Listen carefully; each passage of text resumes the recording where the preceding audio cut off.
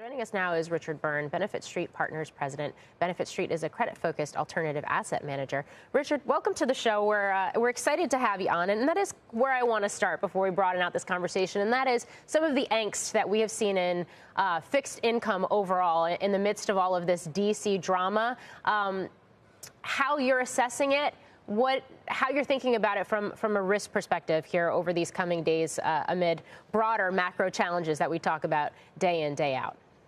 Sure. Hey, Morgan, thanks for having me. Well, first of all, it's never a good thing when the government is at risk of defaulting on its debt. But I think for the most part, the market is looking through that.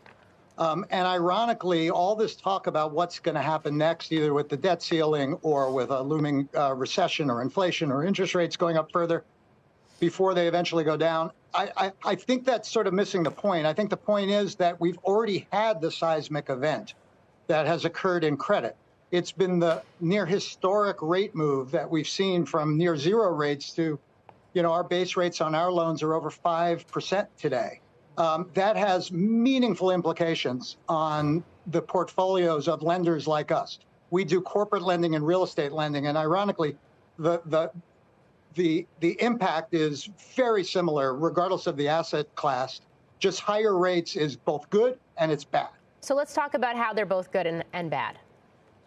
Okay, so first of all, if you're a lender, and our portfolios are largely floating rate loans, so when rates go up, that's great. I mean, there's nothing better for a lender than to get higher rates on the loans. You earn higher yields. Everything is great, right?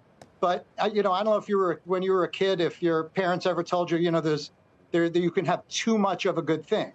And in this case, too much of a good thing really means that that added interest burden has put stress on the underlying companies. And I'll give you some numbers to underline that.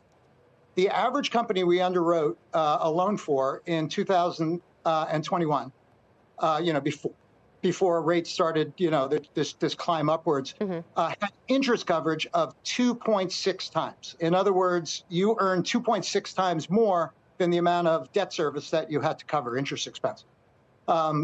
Very comfortable margin for error. Well, what's happened is if that company, just hypothetically, nothing changed about that company, its earnings didn't change, nothing changed. You just recalibrated it for the current level of interest rates. So the average interest rates at that time was about 75 basis points on SOFR, the base rate. That's over 5% today. So that interest coverage on that same loan is now 1.6 times. So that's one turn less interest coverage. Did that company default? No. But what happened to its margin for error? It got reduced dramatically. Yeah. And should there be problems in the economy, higher rates, whatever, that margin for error goes down and down. So the market is pricing in higher defaults. Yeah. And of course, that's probably part of the reason that commercial real estate and commercial real estate lending are in such hyper focus right now, especially given all of the regional bank turmoil that we've seen play out in recent months. Yeah, so real estate is the same story, but interestingly, floating rate loans in commercial real estate usually have interest rate hedges or caps. Most lenders have required borrowers to put caps in place. They hated it at the time, but boy, are they happy that they have them in place now. So in a lot of cases for commercial borrowers, this added interest expense hasn't really been a burden to them yet. But all that's going to change when those loans come up for maturity. And real estate's a very interesting asset class. It's very easy to sort of calibrate things. And really what the commercial real estate market is saying is that when interest rates go up, properties are worth less. And if a property is worth less, then somebody will lend you less when it comes time to refinance it. And if somebody will lend you less, then you're either going to have to put in more money, you're going to have to turn over the keys to the lender, or whatever the case may be. But there's a true up. And we're going to see that. And Morgan, I think the best way to say this is markets are very efficient. The average commercial mortgage REIT trades today at 63% of its book value.